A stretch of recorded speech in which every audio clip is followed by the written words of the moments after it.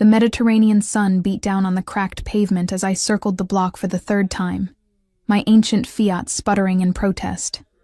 Naples in August was suffocating, the heat rising in waves that made the buildings shimmer like mirages. My hands gripped the steering wheel, knuckles white with frustration as I searched desperately for parking near my client's office. I was already 20 minutes late for a meeting that could change everything. Marina Bianchi, owner of a luxury hotel chain, wanted to see my portfolio for a complete rebrand. This was the kind of contract that could pull me out of the financial quicksand I'd been drowning in for months. The kind that meant I could finally afford to fix my apartment's broken air conditioning, maybe even splurge on groceries that weren't past their expiration date. Then I saw it. A space. Perfect. Just large enough for my tiny car, right in front of the building. I exhaled in relief, flipping on my turn signal and beginning to maneuver into the spot. The parallel parking was tricky, requiring me to angle just right to fit between a vintage Vespa and a concrete barrier. I was halfway in when a deep, throaty engine roar made me freeze. In my rearview mirror, a sleek black Maserati Quattroporte appeared, moving with predatory grace. It stopped directly behind me, blocking my path completely. The driver's window rolled down with a whisper of expensive engineering. "That's my spot." The voice was deep, accented with the particular music of Neapolitan Italian wrapped around perfect English. Confident, entitled, the kind of voice that expected obedience. I twisted in my seat to look back at him. Through my dusty rear window, I could make out dark hair, sharp features, and sunglasses that probably cost more than my monthly rent. His arm rested casually on the window frame, revealing an expensive watch that caught the sunlight like a warning. "I was here first," I called back, my own voice steadier than I felt. My turn signal was on. Turn signals don't claim parking spaces, Bella. There was amusement in his tone now. "Move the car." Something in me snapped. Maybe it was the heat, or the stress of being late, or the fact that I'd eaten nothing but stale bread and espresso for breakfast. Maybe it was the casual way he assumed I'd just obey, as if my needs were less important than his convenience, simply because he drove a car worth more than I'd earn in 5 years. No. I put my car in park and killed the engine with deliberate finality. I'm not moving. The silence that followed was loaded with surprise.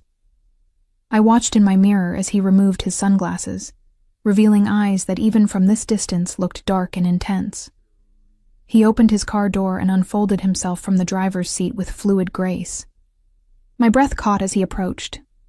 He was tall, easily over 6 feet, with broad shoulders that filled out his charcoal suit perfectly. The jacket was clearly custom-tailored, probably handmade, with no visible label but unmistakable quality. As he got closer, I could see the details my mirror had missed.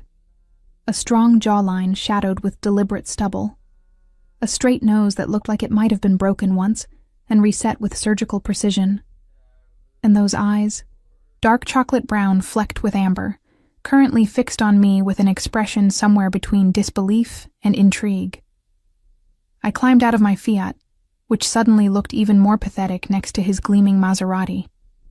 My simple cotton dress, practical sandals, and portfolio bag marked me clearly as someone from a different world than his.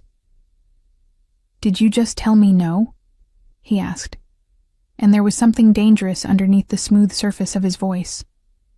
Not threatening exactly, but powerful. Coiled. Like a predator deciding whether to pounce or play. I did. I lifted my chin, refusing to be intimidated despite my heart hammering against my ribs. "I was here first. This is my spot." He studied me for a long moment, his gaze traveling from my face down to my sandals and back up again. Not leering, but assessing. Reading me like I was a puzzle he hadn't expected to encounter. Then he smiled. It was slow, dangerous, and absolutely devastating. "Stubborn," he said, the word rolling off his tongue like a caress. "I like that." He pulled out his phone, made a quick call in rapid Italian too fast for me to follow completely, then pocketed it again. "What's your name?" "Why would I tell you that?" I was still riding the adrenaline of standing up to him, though part of me was beginning to wonder if I'd made a terrible mistake. "Because I'm asking nicely." His smile widened fractionally. "And because we're having dinner tomorrow, 8 p.m. I'm not having dinner with you." I blinked, thrown completely off balance by the presumption. "Yes, you are." He said it with absolute certainty, as if my agreement was already a foregone conclusion. "I'll pick you up at 7:30 to give us time to get there. Wear something nice." "You don't even know where I live," I protested. His eyes glinted with amusement. "I will by this evening."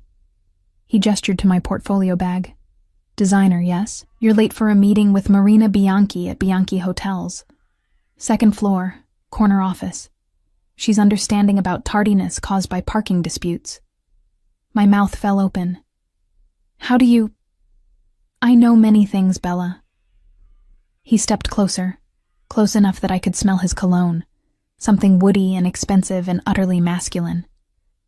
"By tomorrow evening, I'll know everything about you. Talia." Ice and heat flooded through me simultaneously. "I never told you my name. Your portfolio bag." He nodded toward it, where my business cards were visible through the mesh pocket. "Talia Reyes, graphic design and branding. You have a small studio apartment in Quartieri Spagnoli. You take the bus most days because parking is impossible, and you drink 3 espressos before noon." "That's—" I couldn't find words.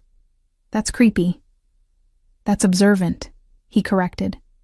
"There's a coffee stain on your dress, fresh, still damp. The bus schedule in your bag has notes scribbled on it. Your car registration is visible on your dashboard, showing your address. I pay attention to details, Talia. It's how I've survived in a city where distraction can be deadly." Something in the way he said that last part sent a shiver down my spine. This wasn't just some wealthy businessman used to getting his way. There was something else beneath the expensive suit and charming smile. Something darker. "I really need to get to my meeting." I managed, suddenly desperate to escape this stranger who saw too much, knew too much, affected me too much. "Of course." He stepped back, pulling out his phone again. "Marco will move my car. The spot is yours." "What?" "The parking space." He gestured magnanimously. "You were here first, as you said. It's only fair." I stared at him, confused by the sudden capitulation. "Then why did you—" "Because I wanted to see if you'd back down." His smile was pure predator now. "Most people do. But you didn't. You stood your ground against someone you didn't know, over something as small as a parking space because it mattered to you. That's—" He paused, searching for words. "Rare. Refreshing. Exactly the kind of spirit I find irresistible." A black sedan appeared from around the corner, as if summoned by telepathy.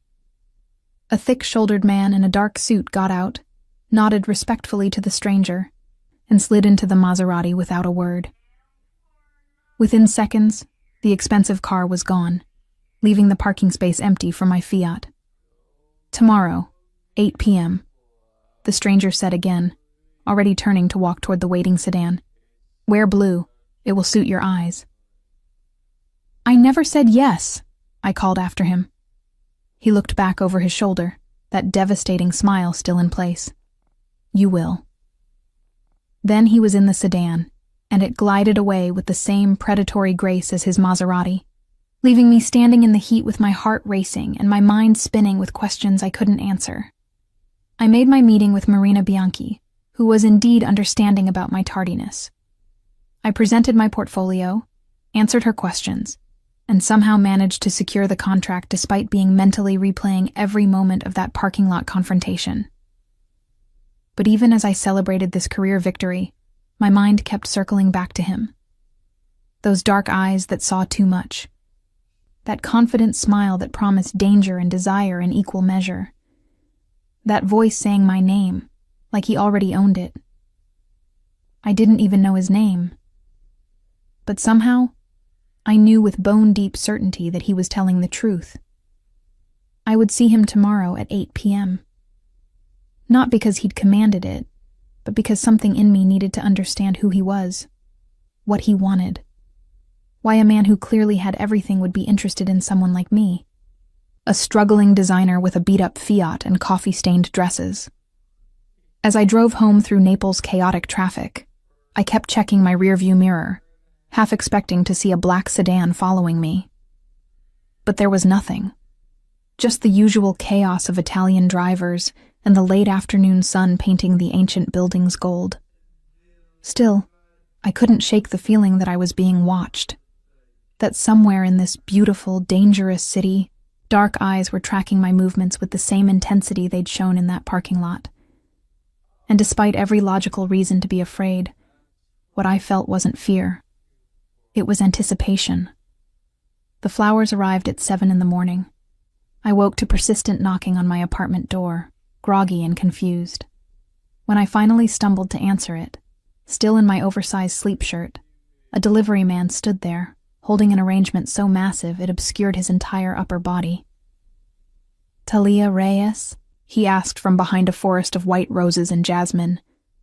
"Yes, but I didn't order. Sign here, per favore." I signed in a daze, then carried the arrangement inside. It must have contained 3 dozen roses, perfectly white, interspersed with fragrant jasmine blossoms and delicate baby's breath. The crystal vase alone probably cost more than my monthly grocery budget. The card was simple, written in bold masculine handwriting. White for new beginnings. Tonight, 8 p.m. TT. I still didn't know his full name. I should have been angry at the presumption. Should have thrown the flowers away and ignored whatever car showed up at 7:30. But instead, I found myself touching the soft petals, breathing in the intoxicating scent, and wondering what kind of man sent flowers before he even knew if I'd agreed to dinner. The kind who was used to getting what he wanted, clearly. My phone rang. An unknown number. "Hello? Buongiorno, Talia." That voice, smooth as aged whiskey, sent shivers down my spine even through the phone line. "Did you receive my flowers? How did you get my number?" "The same way I got your address." Amusement colored his tone. "I told you I'd know everything by this evening. I simply moved up my timeline. I should have hung up, should have blocked the number and called the police about stalking. But curiosity won out over common sense. Who are you?" "Tiago Montero." The name rolled off his tongue like a promise. "And you, Talia Reyes, are the most interesting woman I've met in years." The name meant nothing to me, but the way he said it carried weight, importance, as if I should recognize it. I'm not having dinner with a stranger who stalks me. Stalking is such an ugly word. He paused, and I heard the smile in his voice. I prefer taking a thorough interest. And by tonight, we won't be strangers anymore. I've arranged for a car at 7:30. The restaurant requires reservations months in advance, but for you, I've secured the best table. You're very sure of yourself. I'm very sure of what I want, and I want to know you, Talia. Everything about you, starting with dinner tonight. Against every ounce of common sense I possessed, I heard myself say, "Blue, you said." His low laugh made my stomach flip. "See, blue like the Mediterranean on a clear day. I'll see you tonight, Bella." He hung up before I could change my mind. I spent the day working on the Bianchi Hotels project, trying to focus on color palettes and font choices while my mind kept drifting to tonight. To Tiago Montero and his dark eyes and his absolute certainty that I would say yes to him. At lunch, I made the mistake of Googling his name. My hands went cold as results flooded my screen. Tiago Montero, heir to one of Naples' oldest and most powerful families. Real estate magnate. Restaurant owner. Philanthropist. With ties to the city's shadowy underworld that were heavily implied, but never proven in court. There were photos of him at charity galas, always in impeccable suits, always with beautiful women on his arm. Never the same woman twice. There were articles about his business acquisitions, his luxury hotel renovations, his wine imports from Sicily. And then there were the whispers, the rumors, the carefully worded insinuations about what his family really did, beyond their legitimate businesses. The Monteros had controlled certain territories in Naples for generations. Everyone knew it, but no one could prove it. I was having dinner with a man who might be involved with organized crime. I should have called and canceled, should have stayed home with the door locked, should have blocked his number and never looked back. Instead, at 6 p.m., I stood in front of my meager closet, searching for something blue. The only dress I owned in that color was simple, bought on sale 2 years ago. Cotton blend with a fitted bodice and a skirt that fell to just above my knees. Not designer, not expensive, but clean and flattering.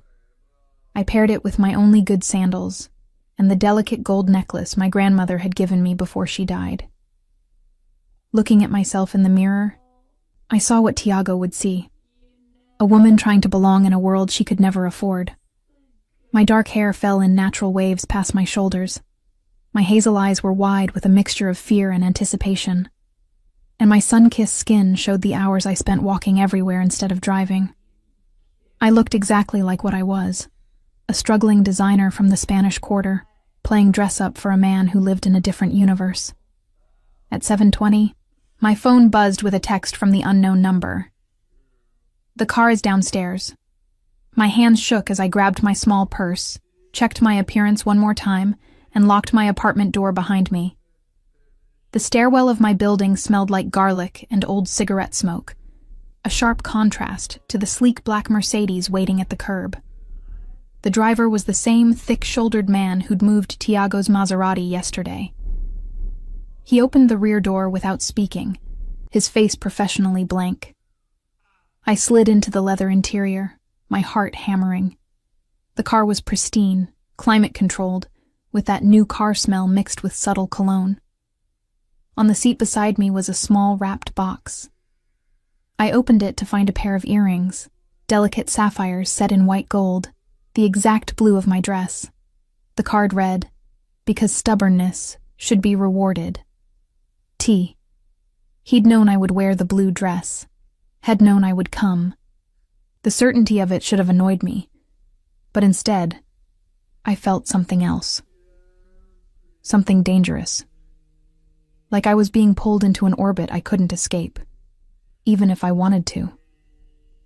The drive took us away from my neighborhood, through the historic center of Naples, and up into the hills where the wealthy lived. The restaurant was housed in a converted villa overlooking the bay, with terraced gardens and twinkling lights strung between ancient olive trees. The driver opened my door, and I stepped out onto cobblestones worn smooth by centuries of footsteps. The air smelled like jasmine and sea salt and expensive wine. "Signorina Reyes."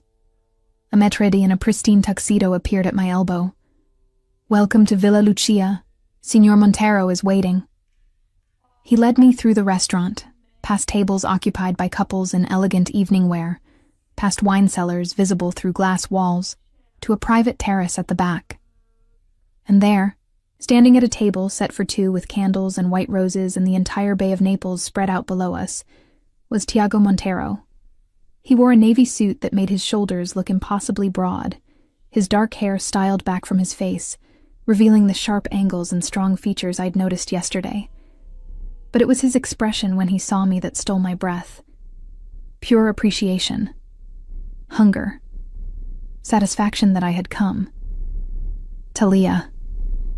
He crossed to me in 3 long strides, taking my hand and bringing it to his lips in a gesture that should have seemed old-fashioned, but instead felt intimate.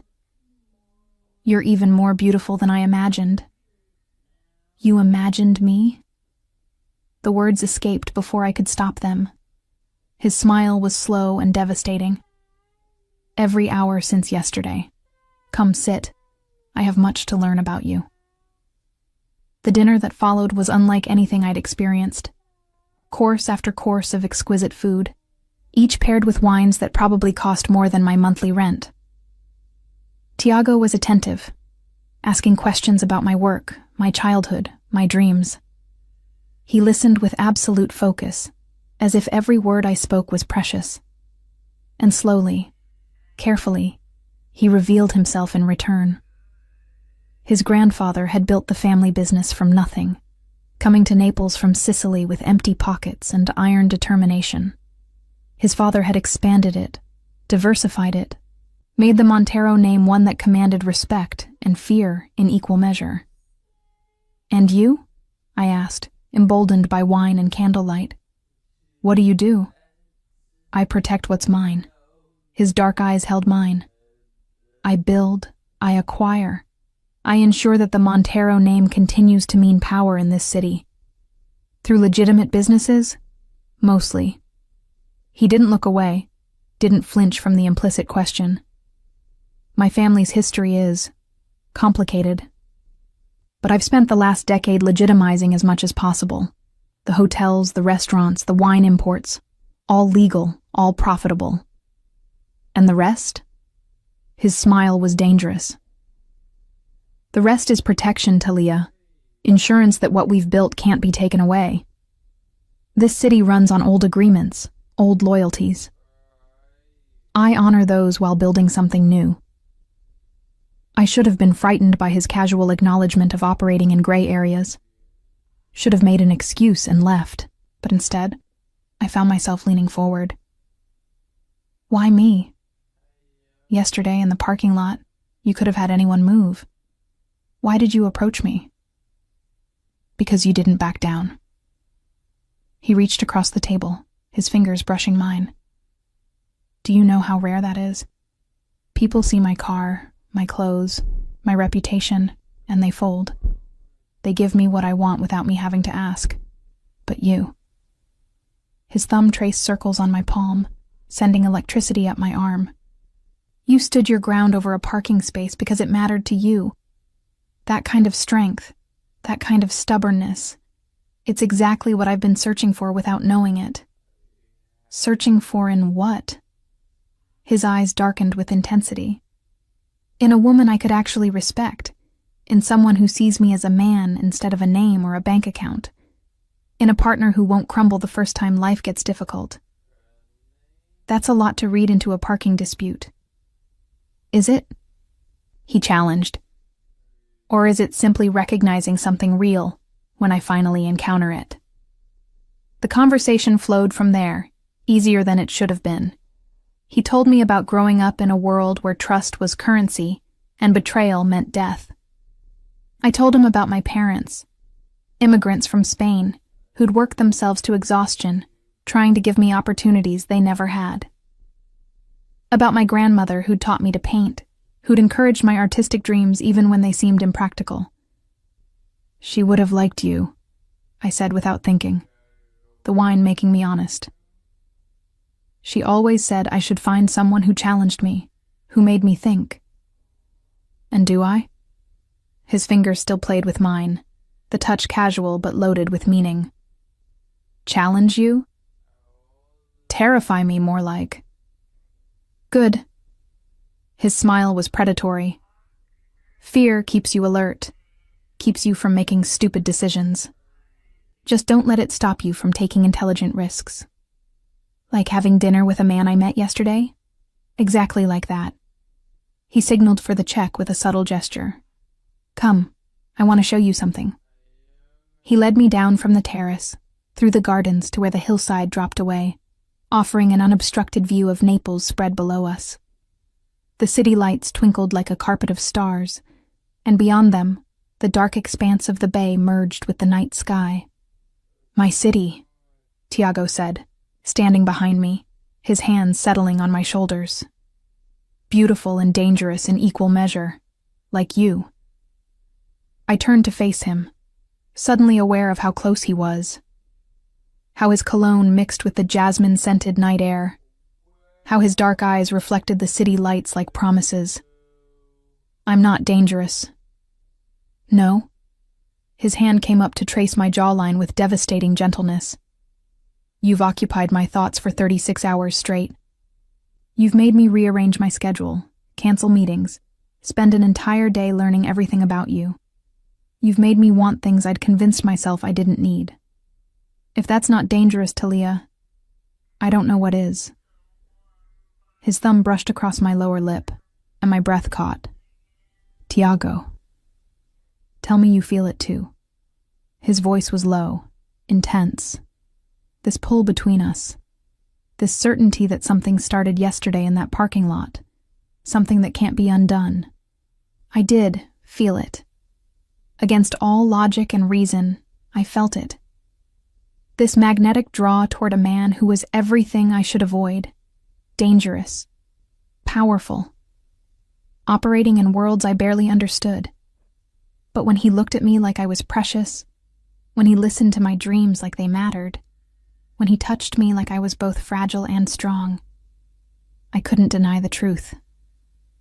I feel it, I whispered. His smile was triumphant.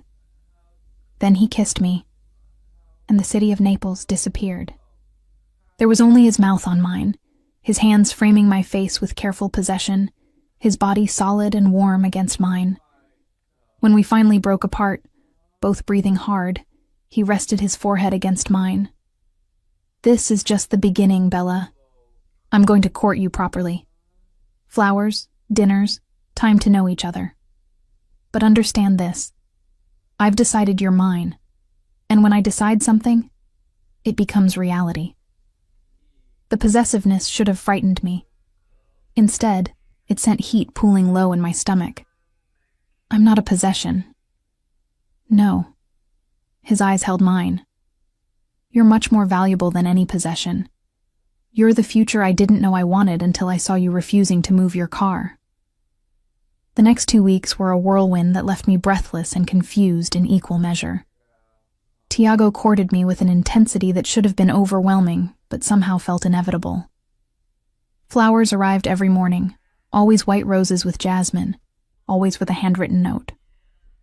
Dinners at restaurants I could never afford, walks through Naples' hidden gardens, private tours of museums closed to the public. He never pushed for more than kisses, though the heat between us grew with each passing day. His restraint was deliberate, calculated, giving me time to adjust to this new reality, while making it clear that eventually he would claim everything I had to give. My studio apartment in the Spanish Quarter felt smaller each time I returned to it after being with him. The contrast between his world and mine became more stark with each passing day. He moved through life with absolute confidence, doors opening for him before he even reached them, people deferring to him with a mixture of respect and fear. And I was falling for him despite every logical reason not to. It was a Tuesday evening when everything shifted. We'd had dinner at a small trattoria in the historic center, the kind of place tourists never found, where the owner greeted Tiago like family and refused to let us pay. As we walked through the narrow streets afterward, his hand warm in mine, I felt peaceful in a way I hadn't in years. Come to my home, Tiago said suddenly, stopping beneath a street lamp that cast golden light across his features. I want to show you where I live. Who I am beyond restaurants and gardens. My heart hammered.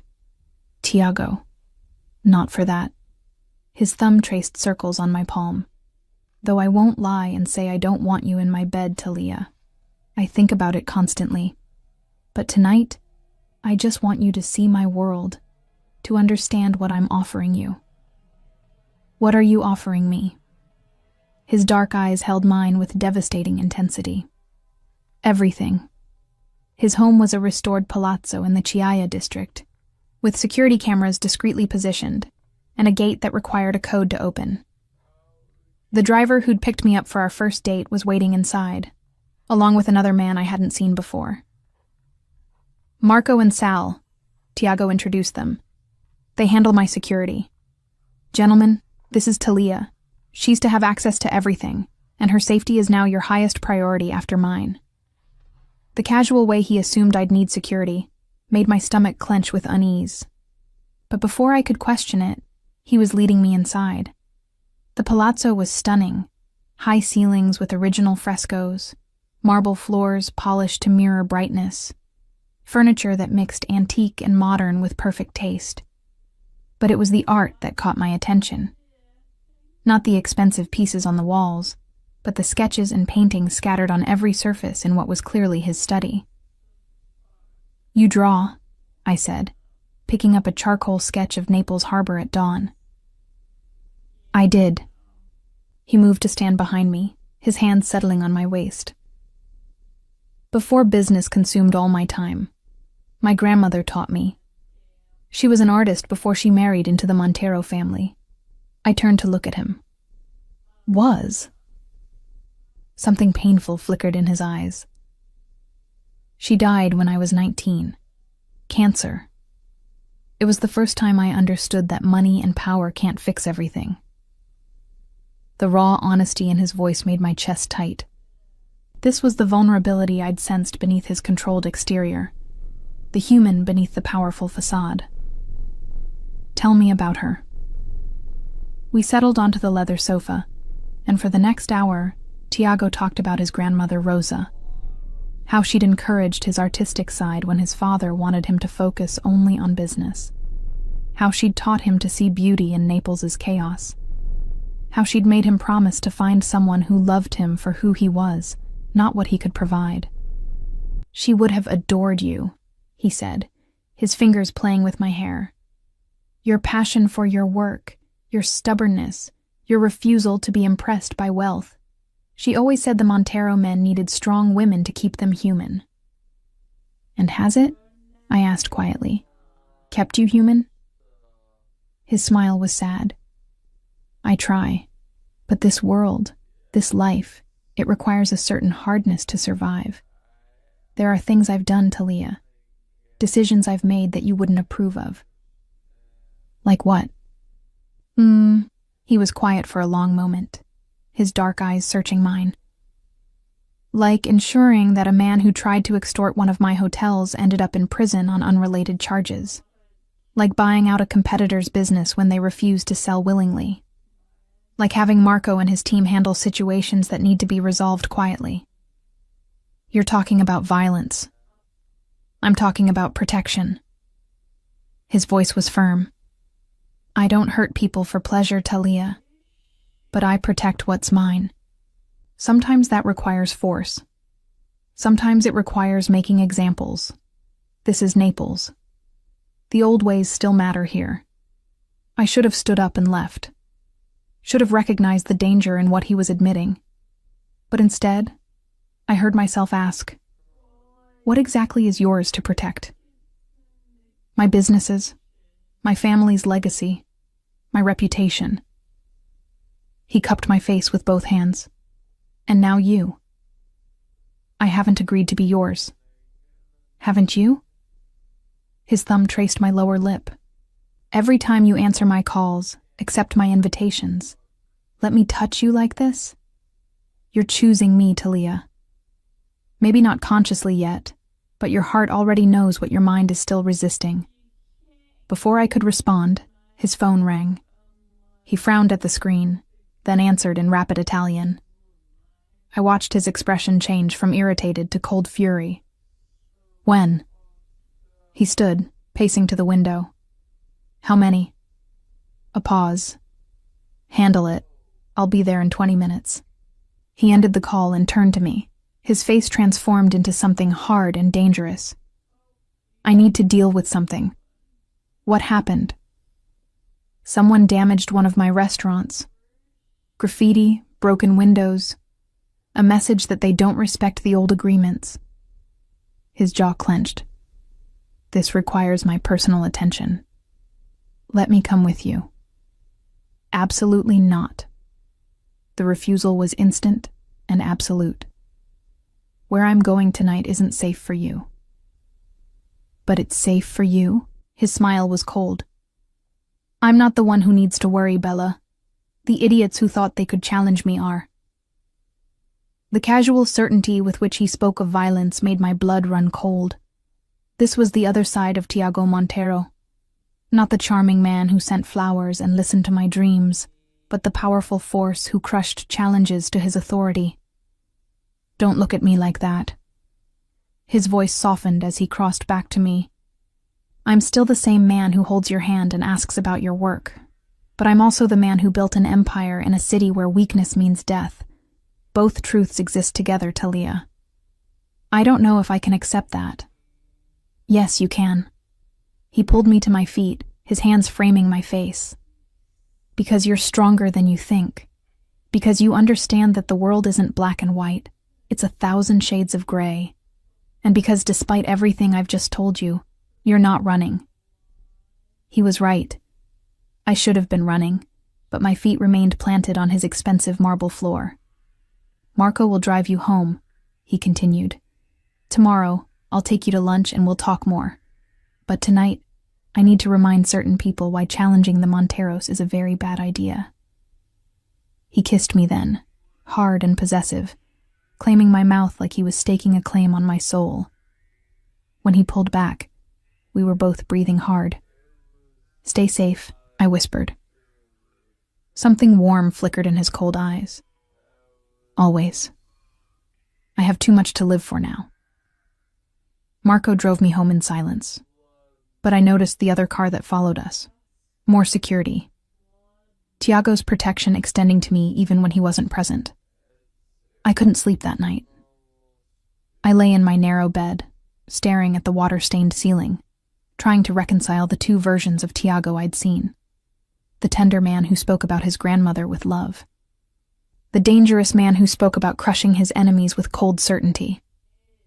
My phone buzzed at 3 a.m. with a text. It's handled. Sleep well, Bella. Tomorrow I want to talk about your future. Our future. T. I stared at those words. Our future. As if it were already decided. As if my choice had already been made. The terrifying thing was, maybe it had. The next morning, different flowers arrived. Red roses this time, 24 of them, with a note that made my hands shake. Red for passion, for claiming, for the future I see with you. Lunch at 1. I'll send a car. We need to discuss something important. I spent the morning working on the Bianchi project, but my mind kept drifting to tonight, to whatever Tiago had done to handle the challenge to his authority, to the future he wanted to discuss. The car arrived promptly at 12:30. Marco was driving again, and this time Sal sat in the passenger seat. Both men were silent, professional, their presence a reminder of the world I was being pulled into. We didn't go to a restaurant. Instead, we drove to the same palazzo I'd visited last night. Tiago was waiting in his study, standing by the window overlooking the garden. He'd changed from last night's suit into dark slacks and a white shirt with the sleeves rolled up, revealing strong forearms. Talia. He crossed to me immediately, pulling me into an embrace that felt both tender and possessive. Thank you for coming. What happened last night? The men responsible have been dealt with. They won't trouble any of my properties again. His voice was matter of fact. But their actions made me realize something important. What's that? He led me to the sofa, settling beside me with his body angled toward mine. That I can't keep you separate from my world anymore. That if we're going to move forward, you need to understand everything. The legitimate businesses and the protection operations, the allies and the enemies, the risks and the rewards. Why tell me this now? Because last night, lying awake, knowing you were out there unprotected, I realized something. His hand found mine, fingers intertwining. I'm falling in love with you, Talia, and that means you're now a potential target for anyone who wants to hurt me. The casual way he dropped that revelation made my heart stutter. You're falling in love with me? I've been falling since you refused to move your car. His smile was soft, vulnerable in a way I'd never seen. Every conversation, every dinner, every moment spent learning who you are, You're everything I didn't know I was missing, Talia. Strong enough to challenge me, kind enough to soften my edges, real enough to see past the money and power to the man beneath. Tiago, let me finish. His thumb traced circles on my palm. I know this is fast. I know you barely know me. But I also know what I want, and I want you. Not just for a few months or a casual relationship. I want you by my side permanently. As my partner. As the woman who stands with me against whatever comes. You're talking about marriage. Eventually, yes. He didn't look away from the directness of the statement. But first, I'm talking about you moving in here. Let me protect you properly. Let me give you a studio where you can work without worrying about rent. Let me show you what life could be like with someone who values you above everything. This is insane. I pulled my hand away, standing to pace. We've known each other 2 weeks, Tiago. 2 weeks. You can't possibly what? Know my own heart? He stood, closing the distance between us. I've lived 34 years, Talia. I've had relationships, encounters, women who wanted me for my name or my money. But I've never felt this. This certainty. This need to wake up next to you every morning and fall asleep holding you every night. What if I'm not ready for this? Then I'll wait. His hand settled on my shoulders. I'll court you for as long as you need, but I won't lie about what I want. I want you here, in my home, in my bed, in my life, completely and permanently. I looked up into his dark eyes and saw the truth of his words. This powerful, dangerous man was offering me everything. His home, his protection, his heart. The question was whether I was brave enough to take it. I didn't answer him immediately.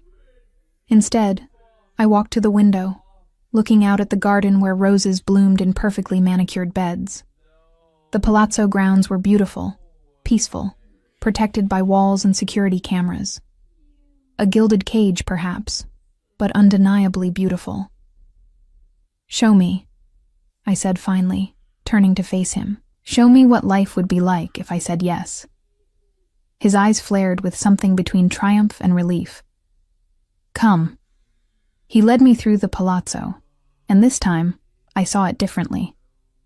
Not as a visitor admiring beautiful things, but as someone considering whether this could be home. He showed me the studio he'd already prepared on the second floor, flooded with north light and equipped with everything a designer could want. Professional monitors, a drafting table, shelves waiting to be filled with my supplies. I had it prepared last week, he admitted, watching my face. Perhaps presumptuous, but I wanted you to see that I'm serious about supporting your work. The bedroom he led me to next was massive, with a king-sized bed draped in silk, floor-to-ceiling windows overlooking the bay, and a bathroom that was larger than my entire apartment. Everything was decorated in shades of cream and gold, elegant but not ostentatious. This would be yours, he said, leaning against the doorframe. Your space, your sanctuary. I won't push my way in until you invite me. And your room? His smile was slow and dangerous. Next door. Close enough that I can hear you if you need me. Far enough to respect your boundaries until you're ready to eliminate them. The promise in his voice sent heat through me. We both knew it was a matter of when, not if. There are things you need to understand if you stay here, he continued, his tone becoming more serious. Rules that exist for your protection. I'm not good with rules. These aren't about controlling you. They're about keeping you safe. He counted on his fingers. 1, you don't leave the palazzo without Marco or Sal accompanying you. 2, you tell me where you're going and when you'll be back. 3, if anything feels wrong, unsafe, unusual, you call me immediately. That sounds like control to me. That sounds like common sense when you're connected to someone in my position. His expression hardened. Last night's vandalism wasn't random, Talia. It was a message from the Russo family, They're testing boundaries, seeing how far they can push before I respond. And now that you're in my life, you're part of that equation. The casual way he spoke about family politics and dangerous games made my stomach clench. What if I can't handle this world? You can. He crossed to me, his hands framing my face with that gentle possessiveness I was beginning to crave. You're stronger than you know, but I need you to trust me enough to accept protection. Can you do that? I thought about my cramped apartment, the constant worry about money, the loneliness that had become my companion. Then I looked around this beautiful room, thought about the studio upstairs, remembered how it felt when Tiago looked at me like I was precious. 1 month, I heard myself say. I'll stay for 1 month, a trial period to see if this can actually work. His smile was triumphant. You'll stay forever once you see what we can be together. But I'll take 1 month as a start. He kissed me then, slow and deep, his hands tangling in my hair. When we broke apart, both breathing hard, he rested his forehead against mine. Move in today. I'll send Marco to pack your things.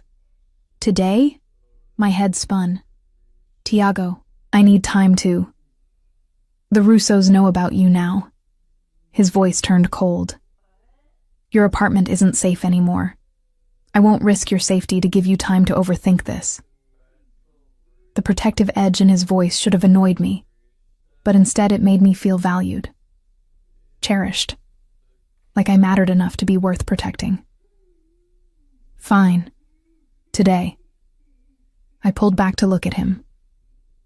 But I'm going with Marco to pack. Those are my things, my life. I won't have strangers handling them. Fair enough. He checked his watch. I have a meeting in an hour that I can't reschedule. Marco will drive you home, help you pack, and bring you back here. By tonight, you'll be sleeping under my roof. The certainty in his voice made my pulse quicken. You're very sure this will work. I'm sure of you. The rest we'll figure out together. Marco drove me back to the Spanish Quarter, and this time I noticed things I'd missed before. The way his eyes constantly scanned the streets. The way Sal's hand stayed close to his jacket, where I suspected a weapon was holstered. The way they positioned themselves when we arrived at my building, one staying with the car, one accompanying me upstairs. My apartment looked even shabbier after spending time in Tiago's palazzo. The water stain on the ceiling, the temperamental plumbing, the narrow bed where I'd spent so many lonely nights. I'd been happy here once, proud of making it on my own. Now it just looked small and sad. I was packing my clothes when my phone rang. An unknown number. Hello? Talia Reyes? A woman's voice, cultured, with a hint of amusement. You don't know me, but I know all about you. My name is Isabella Romano. My blood ran cold. Romano. Another old Naples family, rivals to the Monteros according to the articles I'd read. What do you want? To warn you. Her voice was kind, almost maternal. Tiago Montero is a dangerous man, sweet girl. Whatever he's promised you, whatever pretty cage he's built, it comes with a price. Once you're his, you're trapped. There's no leaving the Montero world alive. I don't know what He hasn't told you about Elena, has he? Isabella's laugh was bitter. The last woman who tried to leave him. They found her car at the bottom of a cliff. Terrible accident, the police said. But those of us who know Tiago understood the message. My hands shook. You're lying. Am I? Ask him about Elena Ricci. See if he can look you in the eye and deny what happened to her. She paused. I'm not your enemy, Talia. I'm someone who doesn't want to see another young woman destroyed by the Montero family's poison. Think carefully before you move into that palazzo. Some cages are so beautiful you don't realize you're trapped until it's too late. She hung up before I could respond. I stood frozen, her words echoing in my head. Elena Ricci. An accident. A message. Was Tiago capable of that kind of violence? Could the man who sent me flowers and spoke about his grandmother with love also be someone who eliminated women who tried to leave him? Everything all right, Miss Reyes? Marco appeared in the doorway, his expression neutral, but his eyes sharp. Fine. I forced my voice steady. Just a wrong number. But as I continued packing, Isabella's warning replayed in my mind. I was about to move in with a man I'd known for 2 weeks. A man who admitted to operating outside the law. A man whose world included violence and territorial disputes. What if I was making the biggest mistake of my life? When we returned to the palazzo, Tiago was waiting. He must have seen something in my expression, because his smile faded immediately. What happened? Nothing. The lie tasted bitter. Just sad to leave my apartment. He studied me for a long moment, those dark eyes seeing too much. You're a terrible liar, Talia. Tell me what's wrong. It's nothing, really. Talia. His voice dropped to that dangerous register. Don't keep secrets from me. I can protect you from anything except threats I don't know about. The irony of him demanding honesty when he might be hiding a dead woman in his past almost made me laugh. But instead, I deflected. I'm just overwhelmed. This is all happening so fast. He pulled me into his arms, and I let myself relax against his solid warmth despite the doubts swirling in my head. I know, but you're safe now. Whatever worries you have, we'll face them together. Safe. The word felt hollow. That night, lying alone in the beautiful bedroom he'd given me, I stared at the ceiling and wondered if I'd made a terrible mistake. If Isabella Romano's warning was truth or manipulation. If the man sleeping in the next room was my salvation or my doom. My phone buzzed with a text from Tiago. Sleep well, Bella. Tomorrow I'll show you that you made the right choice. That we're perfect together. Perfect together. Or perfectly trapped. I didn't sleep at all. Morning came with bright Mediterranean sunlight streaming through the windows and the scent of fresh coffee wafting up from downstairs. I woke disoriented, forgetting for a moment where I was. Then reality crashed back. The palazzo. Tiago. Isabella Romano's warning about Elena Ricci. I found him in the kitchen, barefoot in dark slacks and a white shirt unbuttoned at the collar, preparing breakfast like this was the most natural thing in the world. He looked up when I entered, his dark eyes warming with pleasure. Buongiorno, Bella. Coffee? Who was Elena Ricci? The question escaped before I could think better of it. Tiago went very still, the coffee pot frozen halfway to my cup. Where did you hear that name? Does it matter? I wrapped my arms around myself. Just tell me the truth. Was she your lover? Did she die trying to leave you? He set the coffee pot down with deliberate care, his expression unreadable. Sit down, Talia. I'd rather stand. Sit down. The command in his voice made me automatically move to the chair. He sat across from me, his hands flat on the table. Elena Ricci was engaged to my younger brother, Matteo. I blinked, thrown completely off balance. Your brother? Matteo died 3 years ago. Cancer, like our grandmother. Pain flickered across his features. Elena loved him desperately. When he died, she was devastated. 6 months later, she drove her car off a cliff road. Suicide? The police ruled it an accident. But yes, I believe Elena took her own life because she couldn't live without Matteo. His jaw tightened. And someone is using that tragedy to poison you against me. Who called you, Talia? Isabella Romano. His expression turned to ice. Of course. The Romanos have been trying to find leverage against me for months, and now they think they've found it in you. So it's not true? You didn't kill a woman for trying to leave me? He leaned forward, his dark eyes intense. No, Talia, I've done many things I'm not proud of, but I don't murder women who want their freedom. Elena's death broke something in my brother before he died. I would never inflict that kind of pain on anyone. The raw honesty in his voice made my chest tight with relief and guilt. I should have asked you instead of just believing. You should have. His voice was sharp. But I understand why you didn't. You're still learning to trust me, and the Romanos are expert at finding vulnerabilities. He reached across the table, taking my hand. This is why I need you to tell me when something happens. When someone contacts you, threatens you, tries to turn you against me. I can't protect you from enemies I don't know about. Why do the Romanos want to hurt you? Because I've been slowly absorbing their territory for the past year. Hotels they wanted, I bought. Restaurants they tried to acquire, I outbid them.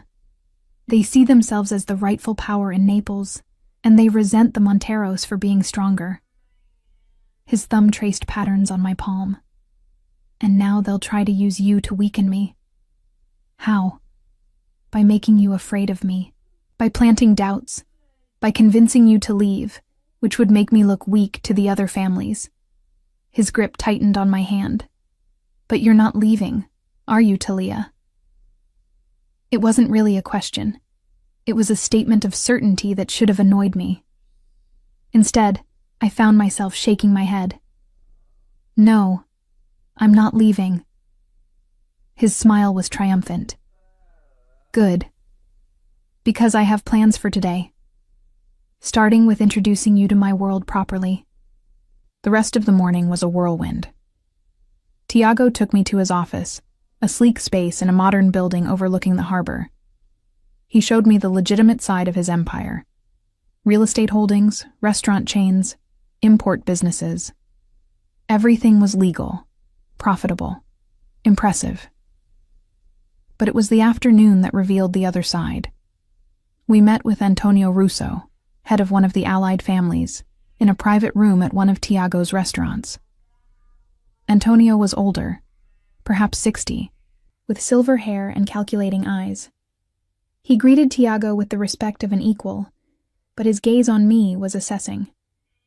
So this is the woman who's captured the great Tiago Montero's heart, Antonio said, his Italian accent thick. She must be remarkable to make you settle down. She is. Tiago's hand settled possessively on my waist. And she's under my protection now. I want that message spread to all the families. Of course. Antonio's smile didn't reach his eyes, though some families might see your attachment as exploitable. Then they'd be making a fatal miscalculation. Tiago's voice went cold. Anyone who touches Talia answers to me personally. Make sure the Romanos understand that especially clearly. The casual way they discussed me as a potential target made my skin crawl, but I forced myself to remain calm. This was Tiago's world. These were the rules he lived by. After Antonio left, Tiago turned to me. I know that was uncomfortable, but it was necessary. Now everyone knows you're protected. Like a possession. Like a queen. His fingers tilted my chin up. There's a difference, Talia. Possessions can be replaced. Queens are irreplaceable. That evening, he took me to the opening of a new hotel he'd acquired. I wore a dress he'd had delivered to the palazzo, midnight blue silk that hugged my curves and made me feel beautiful and expensive. Diamonds he'd insisted I borrow glittered at my throat and ears. Walking into that glittering ballroom on Tiago's arm, I felt every eye turn to assess me. Who was this woman who'd captured Tiago Montero? Where had she come from? What made her special enough to be at his side? But Tiago kept me close, introducing me to business associates and allied families with a pride that made me stand straighter. He didn't hide me or minimize my importance. He presented me as his partner, asking my opinion on the hotel's design, letting me contribute to conversations about branding and aesthetics. You're a natural, he murmured in my ear during a quiet moment. Look at them. They respect you already. They respect you, I corrected, I'm just reflecting your power. No. His hand settled at the small of my back. You have your own power, Talia. Your intelligence, your talent, your strength. I'm just giving you a platform to show it. The evening was going perfectly until Isabella Romano appeared. She was beautiful, perhaps 50, with expertly maintained features and diamonds that made mine look modest. She approached us with a smile that didn't reach her eyes. Tiago, how lovely to see you. Her gaze slid to me. And this must be the famous Talia. I've heard so much about you. Mrs. Romano. Tiago's voice was ice. I don't recall inviting you to my event. Oh, I'm here representing the Romano family's interests. We're always interested in new hotel acquisitions. Her smile sharpened. Talia, dear, did you enjoy our phone conversation yesterday? Tiago's hand tightened on my waist. You called her. Just a friendly warning. Woman to woman. Isabella's eyes glittered with malice. I wanted to make sure she understood what she was getting into, marrying into our world. We're not married, I said before Tiago could respond. Yet. Tiago's voice was firm. But that's none of the Romano family's concern. Everything the Monteros do is our concern. Isabella's pleasant facade cracked slightly, especially when you're absorbing territory that should rightfully be ours. Rightfully? Tiago's laugh was cold. You lost those properties because you were outmaneuvered, Isabella. Don't blame me for your family's lack of strategic thinking. The insult hung in the air between them. I watched Isabella's face flush with anger, saw her hand clench around her champagne glass. Be careful, Tiago. Her voice was soft and deadly. Men who become too comfortable, too distracted by pretty faces, they make mistakes. And in our world, mistakes are fatal. Is that a threat? It's a reminder. Her gaze slid to me again. For both of you. Enjoy your evening. She glided away, leaving tension crackling in her wake. We're leaving. Tiago signaled to Marco with a subtle gesture. Now. But the event can continue without us. His expression was hard. Isabella Romano just threatened you in public. That changes things. The drive back to the palazzo was silent. Tiago's jaw was clenched, his body radiating fury barely held in check. When we arrived, he made several rapid phone calls in Italian too fast for me to follow, then turned to me. Pack a bag. We're leaving Naples for a few days. What? Why? And because Isabella's threat wasn't empty. He moved to a safe hidden behind a painting, pulling out documents and cash. The Romanos are escalating. They see you as my weakness, and they'll try to exploit that. I need to move you somewhere they can't reach while I handle this. Handle it how? His smile was dangerous. By reminding them why the Monteros have held power in this city for 3 generations. Fear and something else, something dark and possessive, warred in my chest. I don't want to run. You're not running. You're being strategically relocated while I eliminate a threat. He crossed to me, his hands framing my face. This is what my world looks like, Talia. Enemies who see kindness as weakness. Rivals who attack what we love to hurt us. Can you handle it? I looked into his dark eyes and saw the truth. This was a test, not of my loyalty but of my strength. Could I be the woman he needed beside him? Could I face the darkness of his world without breaking? Where are we going? His smile was slow and approving. My family has a villa in Capri. Private, secure, beautiful. We'll spend a few days there while Marco handles things here. Together? Together. His thumb traced my lower lip. I'm not letting you out of my sight until I'm certain you're safe. The promise in his voice sent heat through me, despite the danger we were facing. That night, as we drove through the darkness toward the coast, Tiago's hand never left mine, and I realized with startling clarity that I wasn't afraid of the Romanos or their threats. I was falling in love with a dangerous man, and that was far more terrifying than any enemy he might have. The villa in Capri was breathtaking. Perched on cliffs overlooking the azure Mediterranean, it was built of white stone and surrounded by lemon trees and bougainvillea. The scent of jasmine and sea salt filled the air, and the only sounds were waves crashing against rocks far below and birds singing in the garden. It should have been paradise. Instead, it felt like the calm before a storm. Tiago spent the first day on the phone, speaking in rapid Italian and occasionally English. I caught fragments, names I didn't recognize, agreements being made, favors being called in.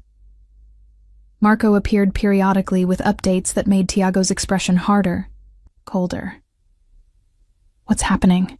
I asked on the second evening as we sat on the terrace, watching the sun paint the sky in shades of orange and pink. The Romanos made their move. His voice was calm, but I heard steel beneath. They tried to buy out one of my hotel managers, get him to sabotage operations from inside. My stomach clenched. Did it work? No. The manager came to me immediately. Loyalty is worth more than whatever the Romanos offered him. He took a sip of wine, but it confirms what I suspected. They're not just testing boundaries anymore. They're actively trying to undermine me. Because of me. Because they see an opportunity. His hand found mine. They would have moved eventually to Leah. You just gave them an excuse to accelerate their timeline. So what happens now? His smile was dangerous. Now I remind them why no one challenges the Monteros and wins. The next morning, I woke to find Tiago already dressed in a charcoal suit that made him look every inch the powerful businessman.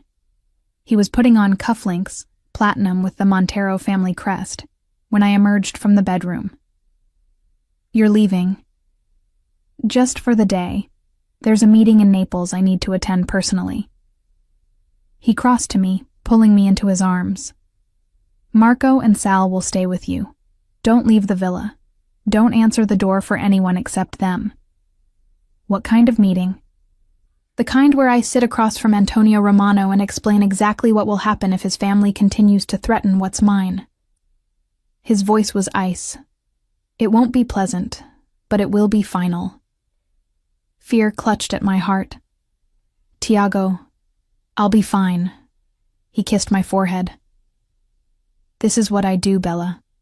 I protect my territory, my businesses, my family. And now that includes you." He left before I could argue further, taking most of the security team with him. Only Marco remained, a silent presence in the villa's living room.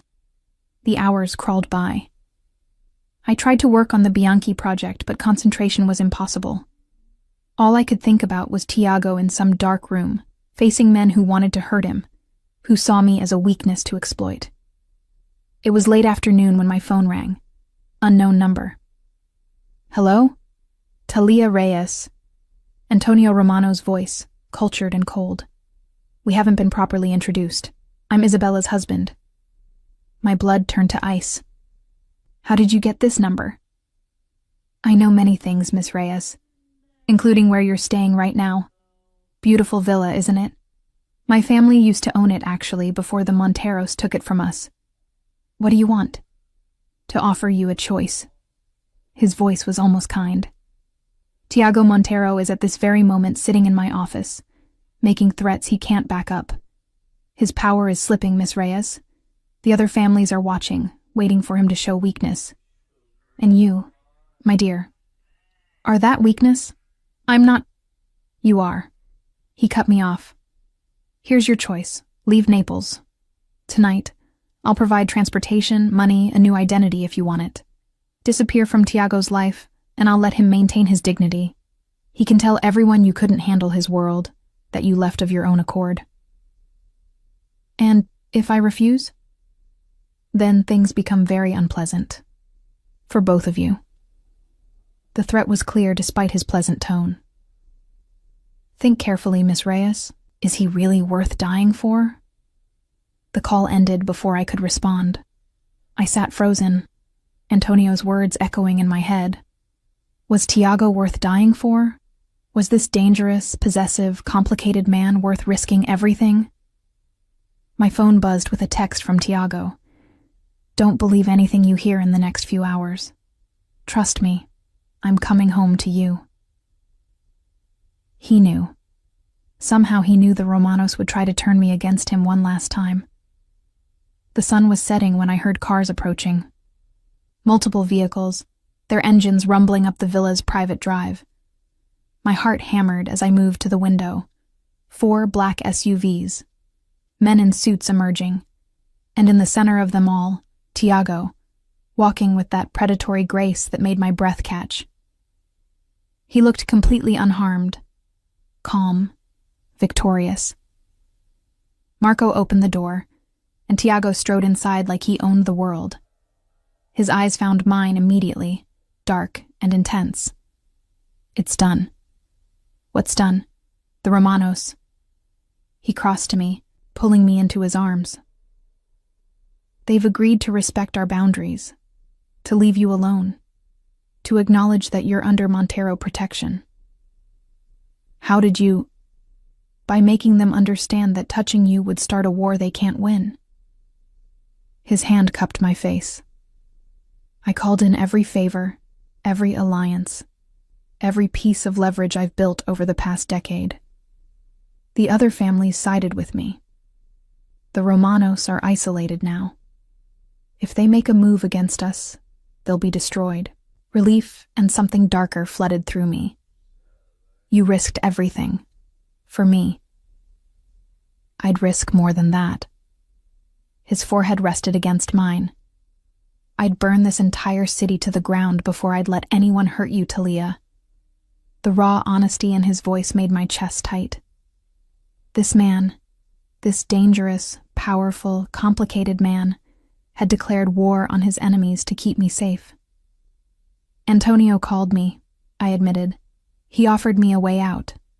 Money, protection, a new identity if I left you. Something fierce flashed in Tiago's eyes. And I'm still here. His smile was slow and devastating. Why? Because somewhere between refusing to move my car and now, I fell in love with you. The words spilled out before I could stop them. I love you, Tiago Montero. Not despite the danger and the complications and the dark parts of your world, but including all of it. You're not perfect, and neither am I. But together we make sense in a way nothing else in my life ever has. For a moment, he just stared at me, his dark eyes blazing with emotion. Then he was kissing me, fierce and possessive and absolutely certain. When we finally broke apart, both breathing hard, he reached into his pocket and pulled out a small velvet box. I was going to wait, he said, his voice rough with emotion. I was going to court you properly for months, make sure you were ready. But after today, after almost losing you, I can't wait anymore. He opened the box to reveal a ring that took my breath away. A large emerald, deep green like the Mediterranean in summer, surrounded by diamonds that caught the fading sunlight. My grandmother's ring, he said quietly. She made me promise to give it only to a woman who saw me clearly, who loved me despite my flaws, who was strong enough to stand beside me in this world. His eyes held mine. Marry me, Talia. Be my wife, my partner, my queen. Stand with me against whatever comes. I promise to protect you, cherish you, love you with everything I am for the rest of our lives. I looked at the ring, at this man kneeling before me with his heart in his eyes, at the future he was offering. A future filled with danger and luxury in equal measure. A future where I'd always be watched, always be protected, always be claimed by one of Naples' most powerful men. A future I wanted with my whole heart. Yes. The word came out strong, certain. Yes, I'll marry you. His smile was pure triumph as he slid the ring onto my finger. It fit perfectly, as if it had been waiting for me all along. Mine, he breathed, pulling me into his arms. Yours, I agreed, and knew it was the truest thing I'd ever said. That night, as we stood on the terrace overlooking the Mediterranean, his arms wrapped around me and his grandmother's ring heavy on my finger, I felt complete in a way I never had before. I'd run into his life trying to claim a parking space. I was leaving it having claimed something far more valuable. The heart of a dangerous man who would move heaven and earth to keep me safe. The road ahead wouldn't be easy. There would be more threats, more challenges, more moments when the darkness of Tiago's world would threaten to consume us. But we'd face them together, this stubborn designer and her mafia boss, building something unshakable from the most unlikely beginnings. What are you thinking? Tiago murmured against my hair. That I should refuse to move my car more often. His laugh rumbled through his chest. You can refuse me anything you want, Bella, as long as you never refuse this. He lifted my left hand, the emerald catching the moonlight. As long as you stay mine. Always, I promised, and I meant it. Against all logic, all reason, all common sense, I had fallen completely and irrevocably in love with Tiago Montero. The mafia boss who'd smirked when I refused to move my car and promised me dinner. The man who'd courted me with flowers and honesty. The dangerous power who'd declared war on his enemies to keep me safe. My future husband. Mine.